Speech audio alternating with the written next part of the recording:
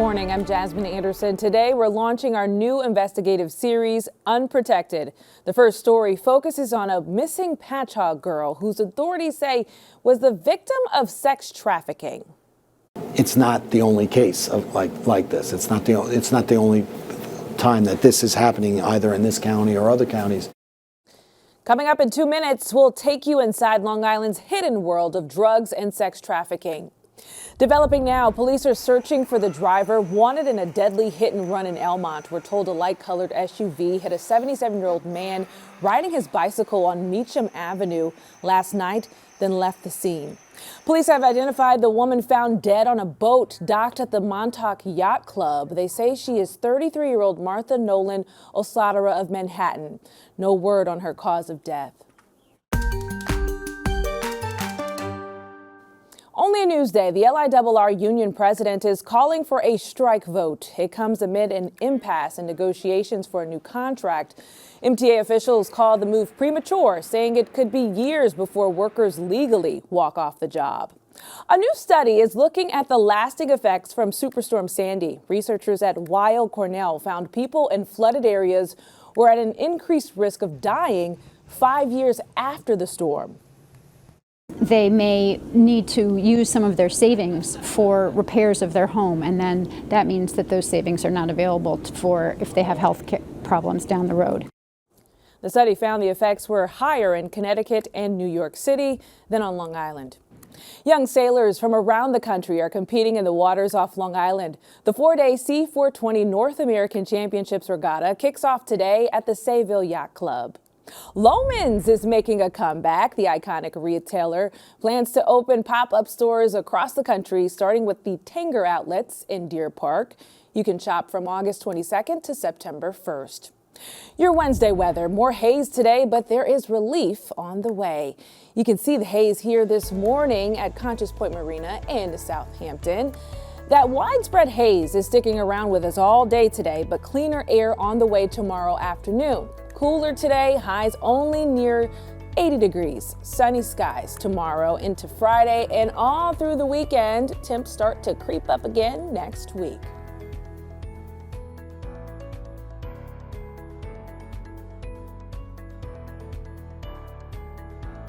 Long Island weather is brought to you by Sun Nation Energy, helping Long Island homes and businesses save with solar for over 20 years. Today, Newsday is launching our new investigative series, Unprotected.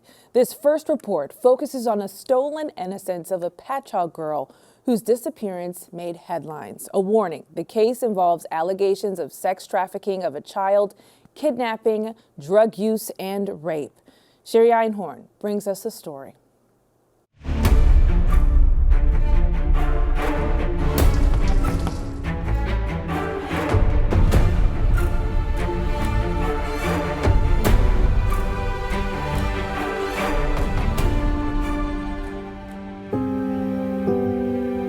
As a little girl growing up, family members described her as artistic and athletic, high-spirited and smart.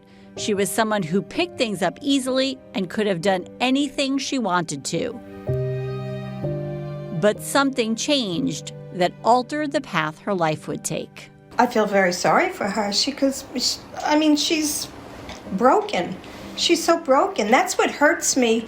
That's the step-grandmother of the Patchogue girl who was allegedly trafficked for sex and traded for drugs. Her 25-day disappearance and rescue made headlines. 23 people in New York and Minnesota have been charged in connection with what happened to her. We're not naming the girl because she's a minor and the victim of sex crimes.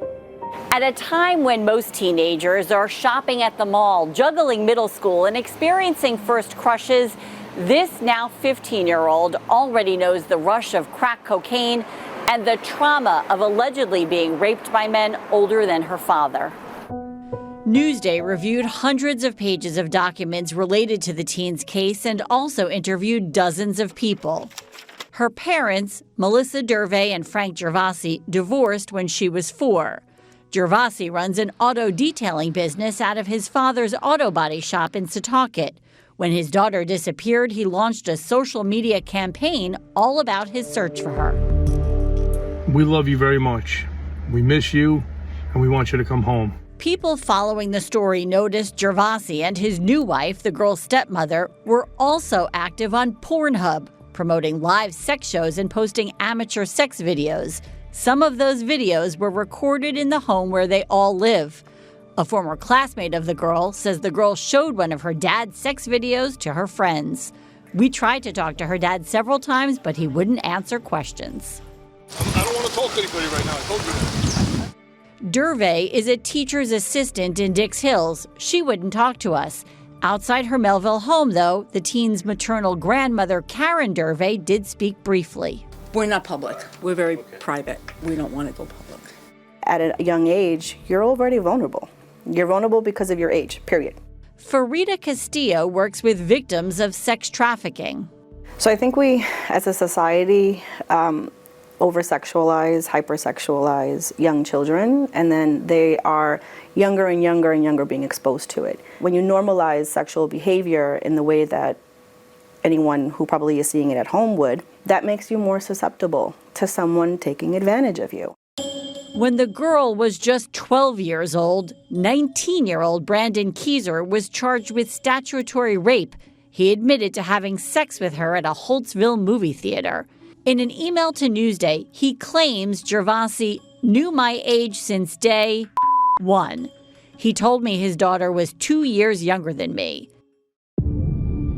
When she was 13, police found her in a Medford motel with this man, 42-year-old Danny St. Louis, known as Ace on the street. Prosecutors allege he introduced her to crack cocaine. He's accused of raping her, and he's also facing separate sex trafficking charges involving other alleged victims. 2 weeks later, police found her in another motel room rented for her by St. Louis after she ran away from a drug treatment center in Brentwood. So this is a statement that the girl gave to police on October 9th, 2023, after they found her right here at the Bayshore Inn. She says in here that Ace brought her crack cocaine to smoke several times while she was here. And she also says that she later learns that Ace is Danny St. Louis.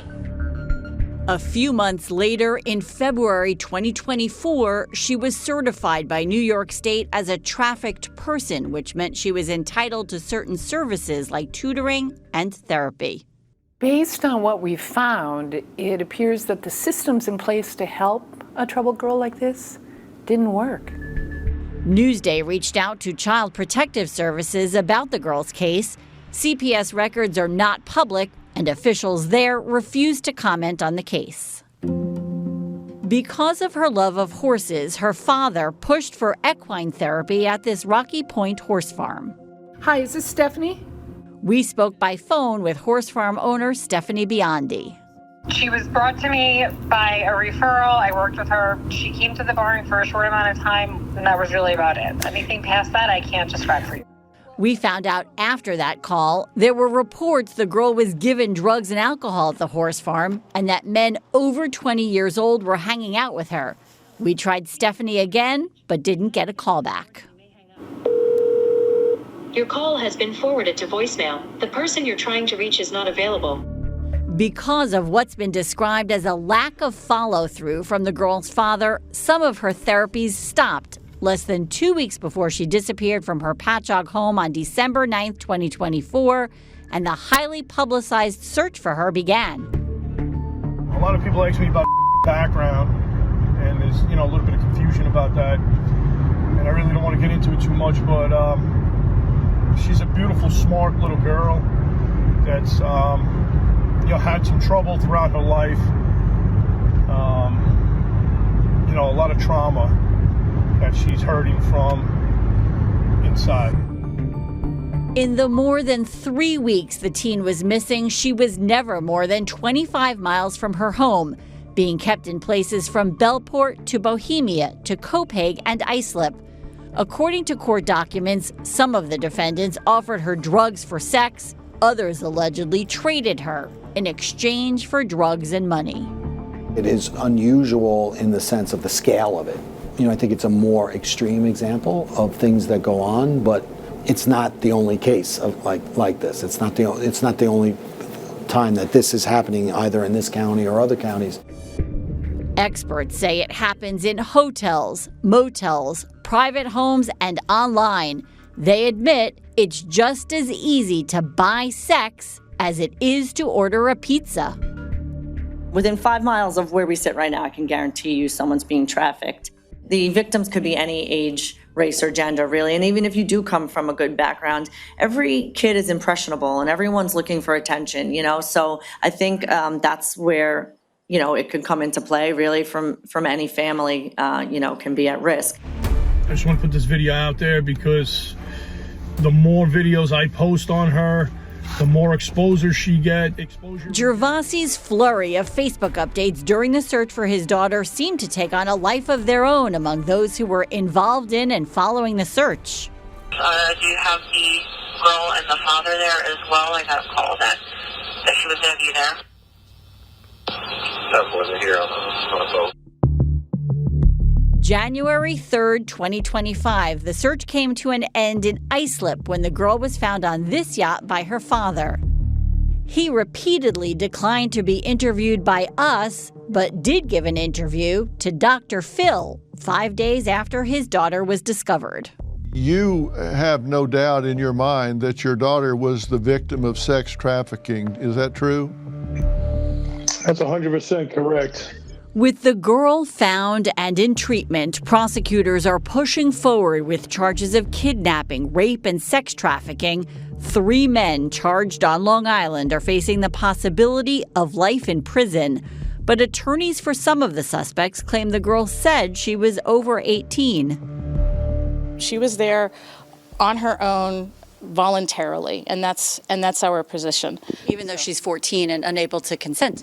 Well, there's a difference between consent and voluntariness. And she stayed on that boat. She didn't run. She didn't call for help.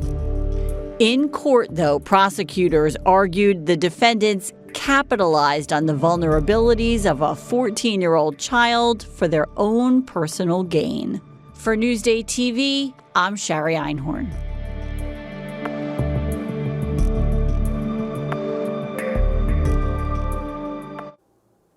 To read the whole story and to see a list of resources available for people who need help, go to Newsday.com.